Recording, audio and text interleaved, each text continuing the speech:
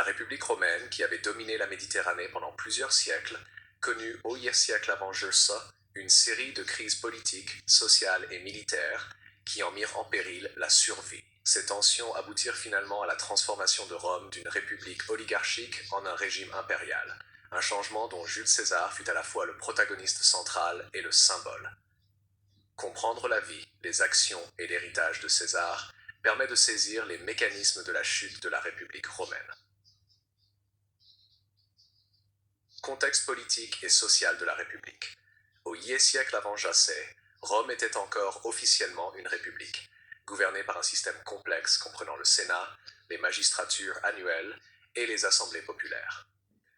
Cependant, cette république connaissait des tensions croissantes entre les différentes classes sociales. La noblesse sénatoriale, les patriciens et les familles riches, souvent appelés optimates, défendaient ses privilèges, tandis que les plébéiens et les chevaliers, la classe moyenne et les riches non sénatoriaux, réclamaient plus d'influence politique et des réformes économiques.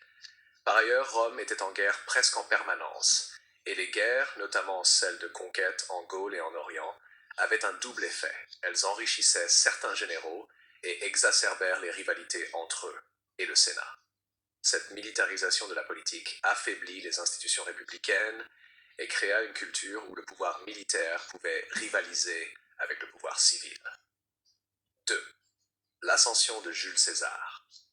Jules César, 144 avant Jésus-Christ, naquit dans une famille patricienne, mais dont le prestige avait quelque peu décliné. Très tôt, il montra un talent politique et militaire exceptionnel. Il gravit les échelons du cursus honorum, devenant successivement questeur, édile et préteur, puis consul en 59 avant Justin. Cependant, César ne s'appuyait pas seulement sur les structures républicaines traditionnelles, il forma des alliances stratégiques, notamment le premier triumvirat avec Pompée et Crassus, qui permit à chacun de consolider son pouvoir face au Sénat. Sa campagne en Gaule, 58-50 avant Jésus, fut un tournant. César y gagna non seulement de vastes territoires pour Rome, mais également la loyauté et la fidélité de ses légions. Ses succès militaires et sa popularité croissante auprès du peuple romain et de ses troupes firent de lui un acteur incontournable de la politique romaine et une menace pour l'ordre républicain traditionnel. La crise constitutionnelle. Le retour de César à Rome en 41 avant José déclencha une crise majeure. Le Sénat, craignant qu'il ne concentre trop de pouvoir, lui ordonna de déposer ses armes et de rentrer dans la vie civile comme citoyen ordinaire. César, fidèle à ses ambitions et à ses partisans, franchit le Rubicon avec son armée, prononçant ainsi la phrase célèbre « Alea iacta est ». Le sort en est jeté. Ce geste marqua le début de la guerre civile entre César et les forces sénatoriales dirigées par Pompée. Cette guerre civile révéla les limites du système républicain. Aucune institution n'était capable de contenir un général appuyé sur une armée loyale. César remporta la guerre et Pompée fut assassiné en Égypte en 48 avant Jésus-Christ. Après cette victoire, César s'imposa comme le maître incontesté de Rome. 4. La concentration du pouvoir. Une fois au pouvoir, César entreprit plusieurs réformes et accumula des titres et des pouvoirs qui affaiblirent définitivement la République.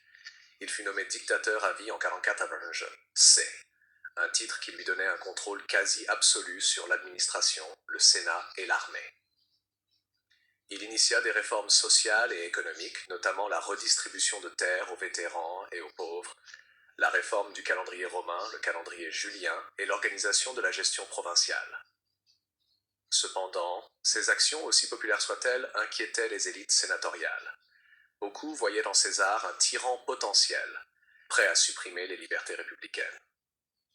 La peur de la concentration du pouvoir dans les mains d'un seul homme déclencha un complot visant à restaurer la République. 5. L'assassinat de César. Le 15 mars 44 avant C, connu sous le nom des Ides de Mars, Jules César fut assassiné au Sénat par un groupe de sénateurs dirigés par Brutus et Cassius.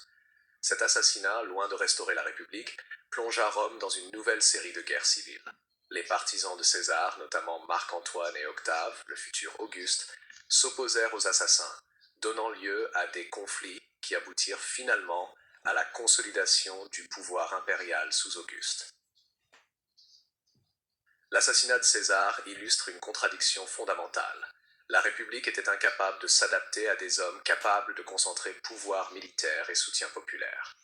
La violence politique devint une méthode de résolution des conflits et les institutions républicaines, jadis fondées sur le consensus et la rotation des magistratures, s'effondrèrent face aux ambitions personnelles. 6. L'héritage de César et la fin de la République. L'héritage de César est double. D'une part, il fut un réformateur efficace, modernisant l'administration romaine et posant les bases de la gouvernance impériale. D'autre part, son ascension et sa concentration du pouvoir montrèrent que la République, avec ses structures oligarchiques et sa dépendance à la loyauté des élites, était devenue obsolète face à des forces politiques et militaires nouvelles. La mort de César ne restaura pas la République. Elle provoqua l'émergence du principat sous Auguste, marquant la fin effective de la République romaine et le début de l'Empire romain. En ce sens, César est à la fois le symbole de l'apogée et de la fin d'un système politique millénaire. Facteurs contribuant à la chute de la République. Plusieurs facteurs peuvent être identifiés dans la chute de la République et l'ascension de César. 1. Inégalité sociale et économique. La concentration des terres et des richesses dans les mains des élites sénatoriales créa des tensions avec les classes populaires, que César sut exploiter. 2. Militarisation de la politique. Les généraux dotés d'armées loyales pouvaient défier le Sénat, ce qui affaiblit l'autorité civique. 3. Corruption et inefficacité des institutions. Le Sénat n'était plus capable de résoudre les crises politiques sans recourir à la force. 4. Personnalité et ambition individuelle.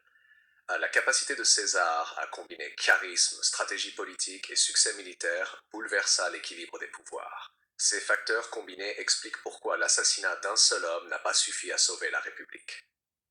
Rome passait d'un régime fondé sur des principes collectifs à un système où le pouvoir personnel prévalait. 8. Conclusion. Jules César incarne la transition entre deux mondes, celui de la République romaine, fondée sur la collégialité et le contrôle oligarchique, et celui de l'Empire, dominé par le pouvoir centralisé d'un prince. Son ascension démontre comment la combinaison du soutien populaire, de la loyauté militaire et des talents politiques peut transformer une société. La chute de la République n'était pas le résultat d'un seul homme, mais de siècles de tensions accumulées entre classes sociales, institutions rigides et ambitions individuelles. L'histoire de César offre ainsi une leçon universelle. Les institutions politiques ne peuvent survivre sans flexibilité face aux changements sociaux, économiques et militaires. Et les systèmes oligarchiques risquent de s'effondrer lorsqu'ils ne parviennent plus à canaliser les ambitions individuelles au service de l'intérêt collectif.